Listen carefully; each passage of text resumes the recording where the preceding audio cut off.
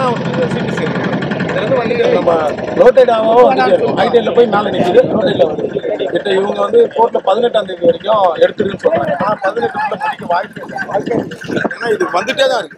நேற்று அங்கே சிபிசிஎல்குள்ள ஒரு ஃபயர் ஆக்சிடென்ட். ஆமாங்க சார்.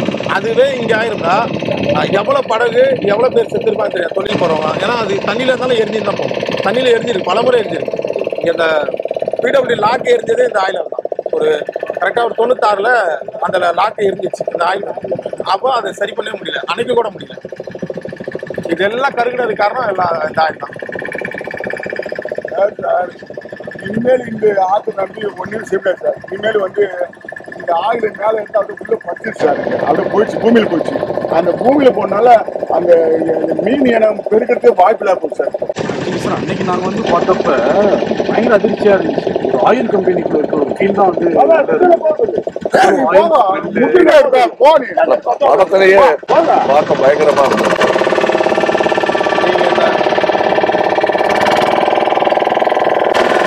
நீங்க வந்தப்போ எப்படி இருந்தது?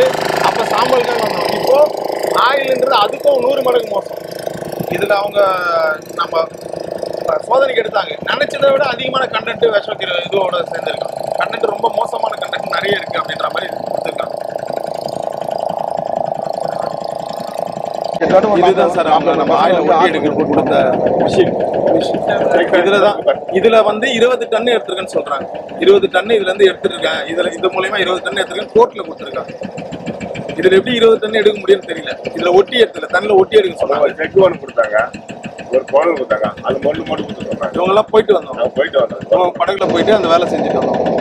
இந்த ஆறோட சீசன் மாறுறது இன்னும் 6 மாதத்துக்கு மேலே தான் தண்ணி போய் வந்து அது இந்த மீன் இடமே அழிஞ்சிச்சு சார். நண்டு, இறால், மீன், இந்த நத்தை, சிப்பி எல்லாம் அழிஞ்சிச்சு சார். இதெல்லாம் உயிரோட இருக்கிறது சார். இந்த மேலே பாருங்க அந்த சிப்பி இது எல்லாம் செத்து போச்சு. இதற்குள்ள இருக்க அந்த அழுக்கெல்லாம் மீன் சாப்பிடுங்க கட்சி, அதெல்லாம் செத்து போச்சு. இதுல வரைக்கும் கேஸ் இருக்கு தவறுக்காக. அப்படி இருந்தா கேஸ் இருந்தாலும் தைரியமா பண்றாங்க.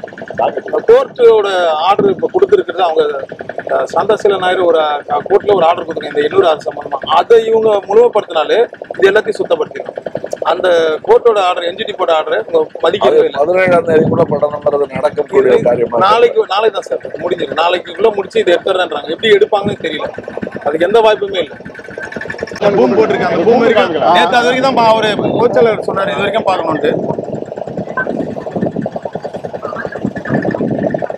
என்ன ஒரு இதுன்னா இந்த 800 ரயில்வே பிரிட்ஜ்ல இருந்து இந்த நீங்க குச்சிங்க அப்படி இருந்த படத்துல படம் குருன்னு நினைக்கிறேன், மரவ சரித்திரம். நம்ம இந்த பிரிட்ஜ்ல அப்ப எப்படி வளமா இருந்ததுன்னா தைரியமா குதிக்க முடியும்.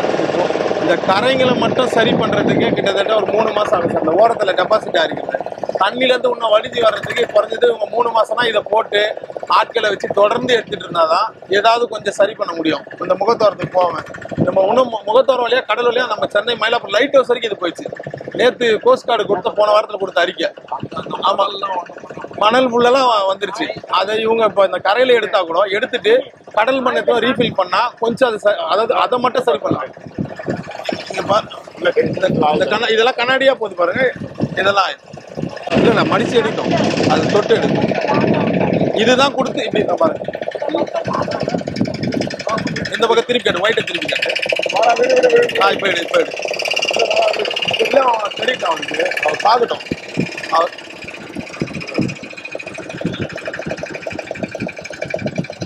இதுல 20 டன் எடுத்துக்கன்னு சொல்றேன். இப்ப ஒட்டி எடுத்துக்கோம் இல்லைங்களா? இதுல 20 டன் எப்படி பாசிபிள் தெரியல சார்.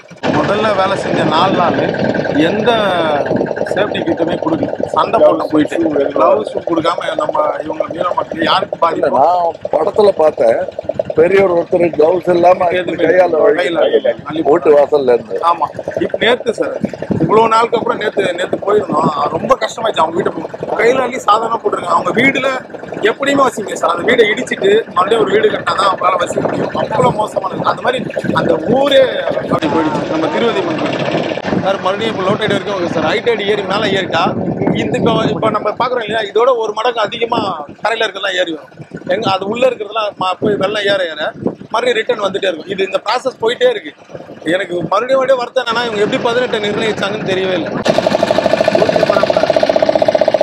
இவங்க அவங்களுடைய வேலையை கட்டுப்படுத்துற வேலையை ஆரம்பிச்சதே ஒரு 5-6 நாள் லேட்டா தான் சார். அதோட ஆரம்பிச்சு சார் நாங்க போராட்டம் பண்ணதுனால மறியல் உட்காந்துட்டோம்.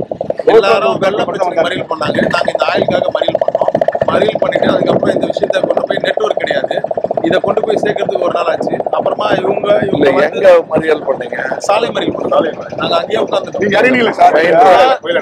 5 நாளுக்கு யாருமே வரல. போலீஸ் தண்ணி இருந்திருக்குமே. எண்ணூர்ல ஒரே ஒரு இதுனா சார், தண்ணியால பாதிப்பான வராது. எண்ணூர் எல்லாரையும் காப்பாற்றுற இடம்ன்றதுனால இங்க வடசென்னையில திருவள்ளூர் இந்த வடக்கு இருக்க தெற்கு இந்த சென்னையில இருக்கிற எல்லாரையும் இந்த பக்கம் தான் வந்து வடியணும். கிட்டத்தட்ட அவ்வளவு பெருவெள்ளத்தையும் இந்த பக்கம் தான் வடியணும். ஆனா எண்ணூருக்குள்ள தண்ணி இருக்காது. இது அது மாதிரி பகுதி இது. வெள்ளத்தால பெரிய பாதிப்பு இல்லை. பாதிப்பு எல்லாமே இந்த ஆயால தான். எந்த மீனுமே வாங்கல சார் யாருமே. செத்து அந்த மீன் மட்டுமே இப்போ அந்த ஆயில் வந்து ஃபர்ஸ்ட் நாள்ல வெள்ளத்தோட போனது டன் கணக்கில் போயிருக்கு. 2-3 டன் இருக்கும். கரை ஒதுங்கினதும் அது எல்லாத்தையும் கடகண்டு மறைச்சிட்டாங்க.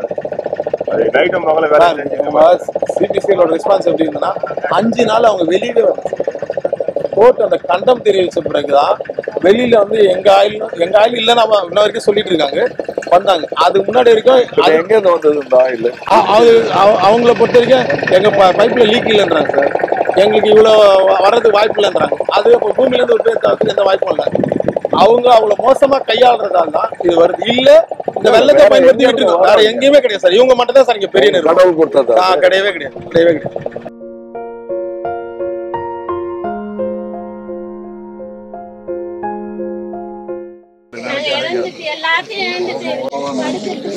இல்லாம இந்த ஊர்ல சாப்பாடு எல்லாம் கொடுத்தாங்க, சாப்பிட்டோம், தண்ணி கொடுத்தாங்க. வீட்டுல ஒண்ணுமே இல்ல சார். ஊர்ல எல்லாம் கொடுத்து எங்களுக்கு ஹெல்ப் பண்ணாங்க. சாப்பாடு எல்லாம் கொடுத்தாங்க, அரிசி கொடுத்தாங்க. வீட்டுல ஆயில் நாத்தம், அந்த நாத்தம் கதவை சாக்க முடியல. கட்டிலு பெட்டு பாய் துணி எல்லாம் ஆயில் ஓட்டுறதுனால ஒண்ணும் பண்ண முடியல. எல்லாத்தையும் தூக்கி வெளியில கொட்டிட்டோம். வீடு இருக்கு, அவங்களால இப்ப தங்க முடியாது. எல்லாரோட வீடு இருக்கு. எங்க தங்குறாங்க? அவங்க எல்லாம் கொஞ்சம் ஒரே நேரம் அந்த மாதிரி தங்கிட்டு வந்து கஷ்டப்படுறாங்க. ஸ்கூல்ல விட்டாங்க. தலைவர் கவர்மெண்ட் ஸ்கூல்ல இருந்து சாப்பாடு போட்டு பாத்துட்டு இருந்தேன் சார். பாத்துட்டு ஆமா, ஊர் நிர்வாகத்து மூலமா சாப்பாடு சமைச்சு போட்டு ஐயா வந்து நிவாரண பொருட்கள் கொடுத்து விட்டுருக்காங்க. நாளைக்கு காலையில இருந்து உங்களுக்கு நாளை காலையில இருந்து தலைவர் மூலமா உங்களுக்கு இது எல்லாருக்கும் போகும். நமக்காக சார் கண்டிப்பா பேசுவார். குழந்தைங்களால கூட சுவாசிக்க முடியல. ஆயில எனக்கு டைராய்டு இருக்கு, பிபி இருக்கு. வீட்டுக்குள்ள தூங்க முடியல. ஏன்னா அந்த நாத்தம், ஆயில் நாத்தம். ட்ரெஸ் கூட எடுத்து யூஸ் பண்ண முடியல. சரி, இது வரலாம் மேல வரலாம்.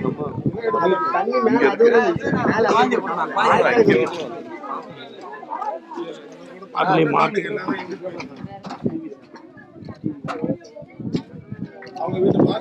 எல்லாமே வாஷிங் எல்லாமே போயிடுச்சு சார். ட்ரெஸ் குழந்தைங்களுக்கு